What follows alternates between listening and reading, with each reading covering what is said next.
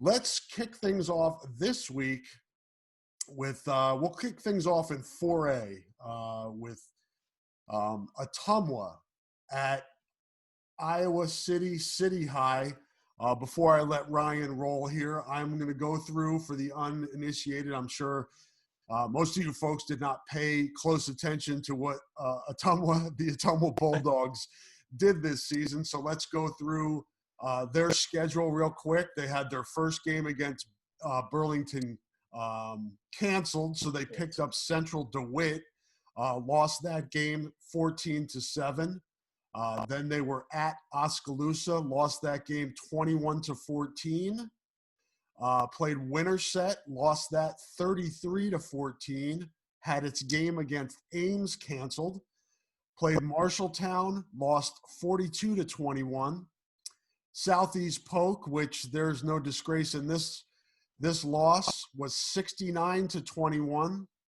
Then they ended up rescheduling Ames last week and lost 42-21. So my remedial math skills tell me, Ryan, that is 0-6, had some close games early, giving up a lot of points, it looks like. Yeah, and I think that's what stands out when you look at it is they were in those games early, and then later in the season, against that 4A competition. And like you said, I mean, that's skewed a little bit by playing one of the best teams in the state in Southeast Polk, but they've given up a lot of points, and I think that's what sticks out initially when you look at Ottumwa. Yeah, they do have a senior quarterback, Adam Denniston. Numbers are not great. He's thrown for 562 yards, 4 touchdowns with 6 picks. So obviously the passing game is not, I would not call it prolific. They do also have a senior running back, receiver who's done pretty well. They have a couple of senior running backs that, pick up the bulk of their yardage. Actually, 3 of them.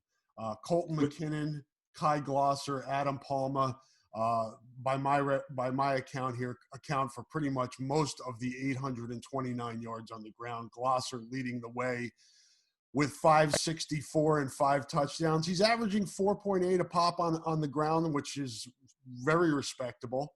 And then Colton McKinney, it looks like a guy they use both in the receiving and rushing game, as they do with Glosser as well. It looks like their running backs are very involved in the running and passing game. Yeah, and just in my, in the really brief breakdown that I do, I'm not studying the tape of this the way that the City High coaches are right now, obviously. Right. But when you look at it, the guys that kind of pop out for you for 0-6 team are McKinnon.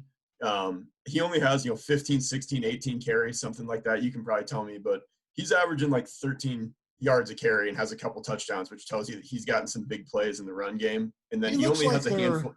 He looks like their playmaker, Ryan. He's got 14 carries for 186 and 2 touchdowns, which is 13.3 yards per carry. And then on the receiving end, he's caught 5 passes for 103 and a touchdown, 20.6 a catch. So not a lot of volume there, but looks dangerous when he gets the ball.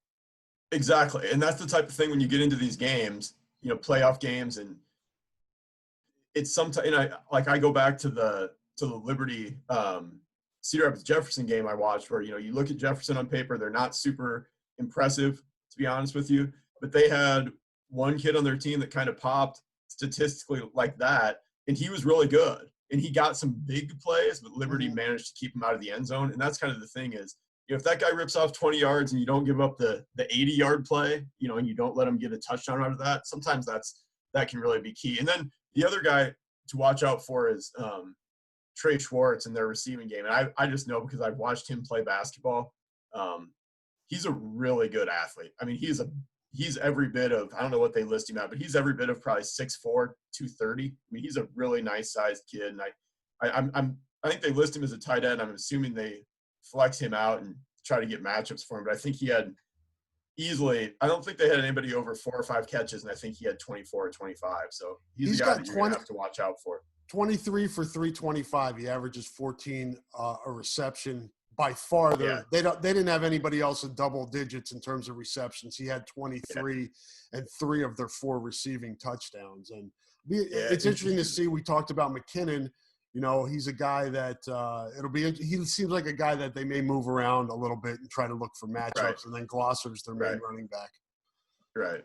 And Schwartz is a legit athlete too. So I'm not sure exactly how they use them, again, without seeing him, but he's a guy that when you and he pops in the stats too, but he can move and run and I've seen him, you know, just athletically play. So he's a guy that they're going to have to key on. I'm sure that's somebody they try to force the ball into a little bit. Yeah. Looks like they've got a couple guys over 30 tackles that lead the team. Zach Ross has 37 tackles, and Austin Fountain has 31 and a half tackles. So those are their 2 leading tacklers. And they do have 6 picks this season. They do. I saw that. So, they have a guy with 3. They've got 10 takeaways, 4 fumble recovers and 6 picks. So something to keep an eye on when – especially considering, and we'll get into this more with City, a City High team that has probably had more turnovers than it would like. Yeah, and that's I was just going to say, you lead me right into it, so we lead right into City, but we went over Ottumwa. You know, we'll try to go over Marion and kind of introduce, especially that's what's fun about the playoffs, Rob, is you're seeing teams lots of times that you don't see every year. You know, you don't see in your district. And I think that's fun for fans. I know it's fun for me. You kind of get to learn about these teams. I haven't seen an Ottumwa team in 4 or 5 years since City had them in their district, you know, a while back. But this week for City, and I'm sure their coaches have mentioned this, I would assume their coaches have mentioned this week for City is as much about City as it is about who they're lining up against, in my opinion. You know, they've had 2 winnable games coming out of after that 3-week layoff that they've lost both of. I think this is a big kind of that internal, like, let's get better and look at ourselves week. I looked at their -5 on turnover margin this year. And, you know, they've played 4 games, and I think they've committed 9. I had that somewhere. I think they've committed 9 and forced 4, but 7 of those that they've committed have come these last 2 weeks. So in those 2 games they've lost to Linmar and Liberty, both the Linmar game ends up 2 touchdowns, 50-36, but that was a 1-score game back and forth all the way. They turned it over 4 times in that, and then they turned it over 3 times in a game that they lose, you know, basically on the last play of the game. So if you're City High, you're going, hey, we cleaned this stuff up, we're okay. But you make a good point. You're talking about a team that's taken it away 10 times too, you know, playing some pretty good teams. So turnovers are always key. But I think for City High, it's a matter of, you know, holding onto the ball, not making those turnovers, and then letting their offense kind of do what they do against a defense that's given up a lot of points. Yeah, you got to wonder, Ryan, and hopefully if you're City, you're looking at this from the positive angle, and I don't know why it wouldn't. But, you know, those 7 turnovers came after the long layoff, right, where, you know, timing is an issue in the passing game, and you're not really dealing with contact in terms of fumbles. Right. So, you know, center exchange, all those things that you need to all those skills you need to hone in practice, you know, and you know, they talked about, they did get together and they didn't pray. It wasn't like they didn't see each other, but it's not the same when you're not out there every day with a real true practice.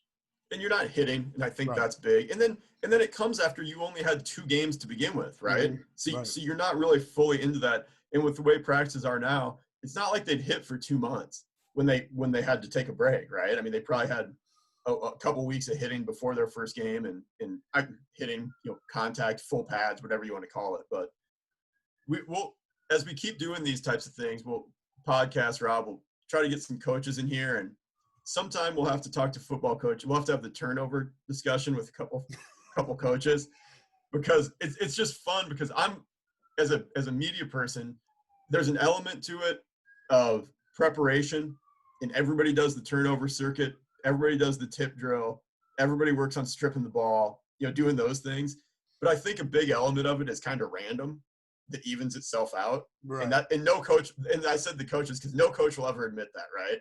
Turnovers are forced, and the ones that you commit, you know, you got to hold on to the ball. You got to make smart decisions as a quarterback. But I think there's an area of randomness to it when you get a helmet on a football or a bad exchange and some of those things that both teams are going to have a little bit. Or you see the ones that drops the ball and it bounces. There's 4 guys there from one team and it bounces to the only way it could to the guy to the other team, or the only way it could to the right back to the ball carrier. It hits the ground on the tip and bounce right back up. So, but I'm not, I haven't seen all these City High turnovers. I don't know what the type of turnovers they've been, but they're about due for one of those games where they're in the plus category. They haven't been in the plus category all year.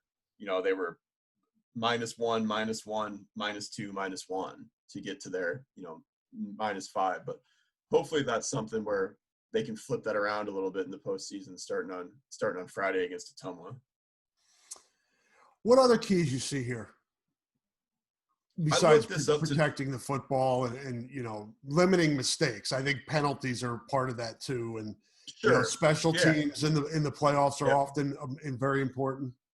Yeah, I looked this up today because I was kind of curious about this, and I felt like after these last 2 weeks that, and not just score, Rob, but looking at these games, I felt like City High's not that far away from being, 2 and again, not just score, but being 2-2 or being 3-1 or whatever. And like I said, I watched the West game. That wasn't an overly close game, obviously. West jumped on them.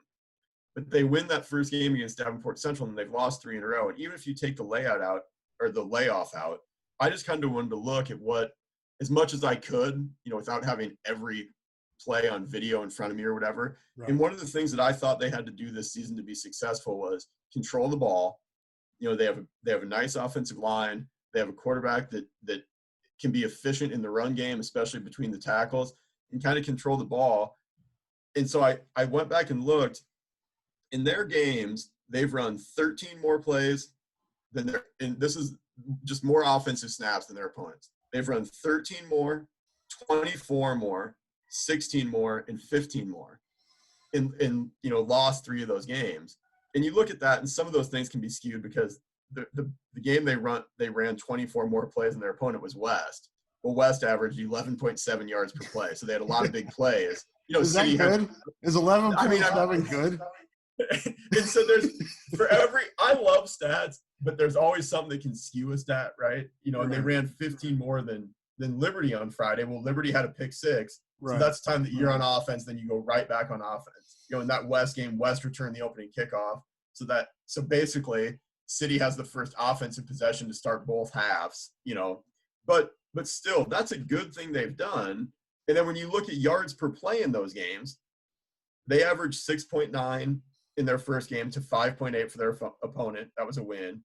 They averaged, the outliers, they averaged 4.8 yards per play against West, and West averaged 11.7. But you look at their last 2 games, both losses, City runs 16 more plays than Linmar and averages 6.4 yards per play. Linmar averages 6.6. Last week, they run 15 more plays than Liberty. They average 5 yards a play. Liberty averages 5.8. So my point is just that I think they're doing a lot of the stuff that they want to do, control the ball, long drives, play some of that complementary football a little bit, where I think their strength is in offensively and holding on to the ball and getting points out of those drives, but keeping the other team's offense off the field a little bit. And I think they're doing a lot of that stuff. They're just maybe not seeing the end result that they want to. So that's something that I look at this week is, nobody goes into a game and it's like, oh, you know what element of the game I'm really excited about? To see how many plays this team can run. Like that's not what you look at. But I'm talking about long, sustained drives for City High that end with points.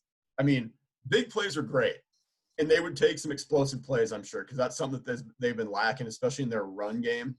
And having, they had, I think, all their backs back last game. I don't know how healthy they were, but getting some more explosive plays in the run game, I'm sure would be something they would love. But just getting those 5, 7, those chunk yardage rushing plays, and then finishing those drives with touchdowns. Because ultimately, assuming they get past Ottumwa, and we're not going to sit on here today and look way down the road for everybody, but ultimately, if they want to win a playoff game or win multiple playoff games past Friday, they're going to have to control the ball and keep an offense like West High off the field.